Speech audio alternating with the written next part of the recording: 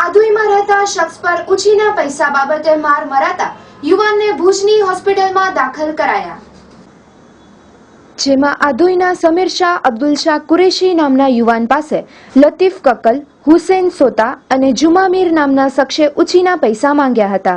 તે દરમિયાન સમીર શાહે પૈસા આપવાની ના પાડતા ઉશ્કેરાયેલા યુવાનોએ લોખંડના પાઇપ વડે હુમલો કરાતા ફ્રેક્ચર સહિતની ઈજાઓ પહોંચી હતી।